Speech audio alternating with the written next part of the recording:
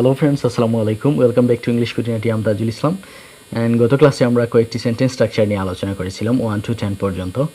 And বলেছিলাম যে next ভিডিওতে আমি আপনাদের সাথে আরও 10টি সেন্টেন্স স্ট্রাকচার নিয়ে আলোচনা করব।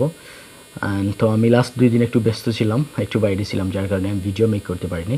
তো আজকে ইনশাআল্লাহ আপনাদের সাথে আরও 10টি সেন্টেন্স স্ট্রাকচার নিয়ে কথা বলবো, যেগুলো 11 to 20 পর্যন্ত, যেগুলো স্পিকিং ইংলিশের ক্ষেত্রে খুবই গুরুত্বপূর্ণ।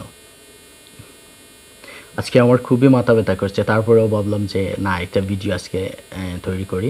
হয়তো আপনারা অপেক্ষা করছেন আমার নেক্সট ভিডিওগুলোর জন্য। সো বন্ধুরা, আপনারা এখনও যারা আমার এই চ্যানেলটি সাবস্ক্রাইব করেন নাই, এক্ষুনি সাবস্ক্রাইব করে বেল আইকনটি প্রেস করে রাখুন, যাতে করে নেক্সট ভিডিওগুলো খুব তাড়াতাড়ি পেয়ে যান। Let's start roll number 11। S দিয়ে কীভাবে সেন্টেন্স মেক করতে হয়। তো আমরা অনেক সময় বলি যে এটার মতো ওটা, যেমন আমার কাছে 2টা কলম আছে, তো এই কলমটার মতো ওই কলমটা। তো আমরা এইভাবে যখন একটার মতো আরেকটা তুলনা করি তখন আমরা এজ ব্যবহার করি। তো আমি স্ট্রাকচারটা বলে দিচ্ছি, as plus adjective plus as. যেমন as bright as day, as hard as iron,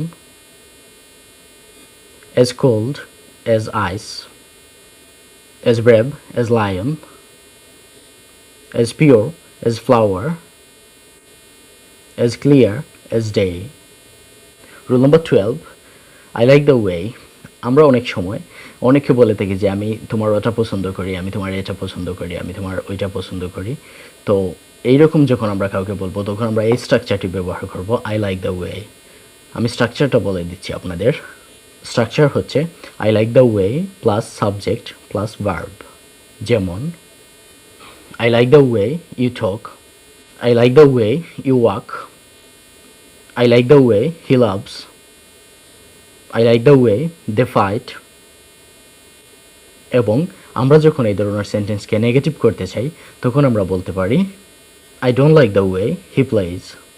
I don't like the way he teaches. Rule number 13, would you mind এর সঠিক ব্যবহার। আমরা অনেক সময় অনেককে ভদ্রভাবে সুপারিশ করে থাকি, আর আমরা যখন ভদ্রভাবে কাউকে কোনো কিছুর জন্য সুপারিশ করব তখন আমরা এইভাবে সুপারিশ করতে পারি। যেমন আমি স্ট্রাকচারটা বলে দিচ্ছি, would you mind plus verb plus ING. যেমন would you mind moving aside please, would you mind telling me your name please. অথবা আমরা উড ইউ দিয়ে অন্যভাবে সেন্টেন্স মেক করতে পারি। যেমন would you please plus verb. যেমন would you please tell me your name, would you please move aside. Rule number 14, আমরা অনেক সময় বলে থাকি যে এখানে একটি গাড়ি আছে, অথবা এখানে একটি বাইক আছে, অথবা এখানে একটি মোবাইল আছে, এখানে একটি ল্যাপটপ আছে। তো টাকা উঠতে দেয়ার ব্যবহৃত হয়। যেমন there is a car, there are 20 car, there is no car, there was a car, there was a pen, there was a bike. আরও একটি কথা, আমরা অনেক সময় হ্যাভ, হ্যাজ, হ্যাড এগুলোকে টাকা উঠতে ব্যবহার করতে পারি। যেমন he has a car, he has a bike, he has a pen, he have no car, he have no bike, he have no pen, he will have a car, he had a car. Rule number 15, don't be upset. মন খারাপ করিও না। আমরা অনেক সময় অনেককে বলে থাকি মন খারাপ করো না। তো এই মন খারাপ করো না দিয়ে কিভাবে সেন্টেন্স মেক করব আমরা এখন একটু দেখে আসি। আমরা অনেক সময় আমাদের ফ্রেন্ডসদের বলি, এই তুই মন খারাপ করিস না, তুই অনেক সুন্দর একটি মেয়েকে বিয়ে করবি। Don't be upset, will you marry a beautiful girl? And মেয়েরা যেভাবে তাদের ফ্রেন্ডসদের বলে, don't be upset, will you marry a handsome boy? Don't be upset, you will overcome bad time one day. Don't be upset, you will shine in life. আমাকে অনেক সময় আমার ফ্রেন্ডসরা বলে, don't be upset, you will get a good job. Rule number 16, আমরা অনেক সময় বাচ্চাদের বলে থাকি এটা করো না, এটা খারাপ। অথবা আমাদের ফ্রেন্ডসদেরও বলে থাকি বা অন্য কাউকে বলি যে এটা ভালো না, এটা খারাপ, এই কাজটা তুমি করো না বা এটা বলো না, তো আমরা যখন এটা বলবো তো আমরা কীভাবে ইটস ব্যাড টু দিয়ে সেন্টেন্স মেক করব এখন আমরা সেটা দেখব। তার আগে আমরা স্ট্রাকচারটা একটু দেখে নিই। It's bad to plus verb, যেমন ইটস ব্যাড টু সে, এখানে say verb. It's bad to see, it's bad to listen.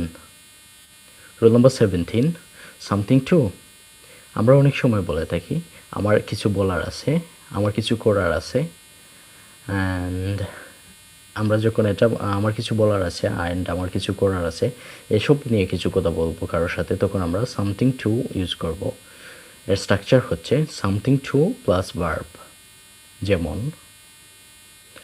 Something to do, এখানে ডুটা হচ্ছে verb. Something to say, something to it.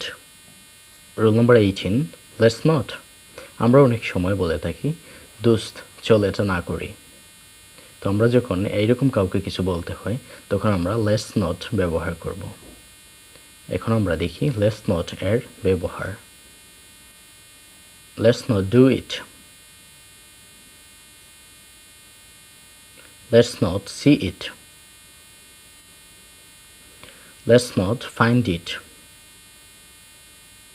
Let's not buy it. Rule number 19, it's time to. অনেক সময় অনেকেই আমাদের বলে যে এখন তোমার যাওয়ার সময়, এখন তোমার আসার সময়। তো প্রায় সময় আম্মা আমাকে বলেন কই যাস, এখন তো খাওয়ার সময়। তো আমরা যখন কাউকে যাওয়ার সময়, আসার সময়, খাওয়ার সময় এসব বলবো তো ইটস টাইম টু ব্যবহার করব। যেমন it's time two it, it's time to go, it's time to recite. এখানে স্ট্রাকচার হচ্ছে it's time two plus verb, যেমন আমি ইটস টাইম টুর সাথে গো এড করেছি, এখানে গোটা হচ্ছে verb. Rule number 20, how wills এর মানে হচ্ছে আর কিভাবে। এখন আমরা দেখি হাউ উইলসের ব্যবহার কিভাবে করব, অথবা হাউ উইলস দিয়ে কিভাবে সেন্টেন্স মেক করব। আমরা অনেক সময় অনেকেই বলে থাকি যে আর কিভাবে আমি তোমাকে বুঝাবো, আর কিভাবে আমি তোমাকে বলবো, আর কিভাবে আমি তোমাকে মিস করব। তো আর কিভাবে এটা বোঝাতে আমরা হাউ উইলস ব্যবহার করব। যেমন আরও একটা বিষয়, আমরা যখন হাউ উইলস দিয়ে একটা সেন্টেন্স মেক করব তখন আমাদের মাথায় রাখতে হবে যে হাউ উইলস এটা একটা কোয়েশনস। যেমন how wills shall I tell you, how wills shall I make you understand, how wills shall I miss you, how wills shall I do it, how wills shall I miss you. So বন্ধুরা, that's the end this episode, and now you should have a better understanding how to make a sentence. If you like these videos, please hit the like button, and if you want to see more videos, please hit the subscribe button and bell icon. Thanks for watching. See you next time. Bye bye.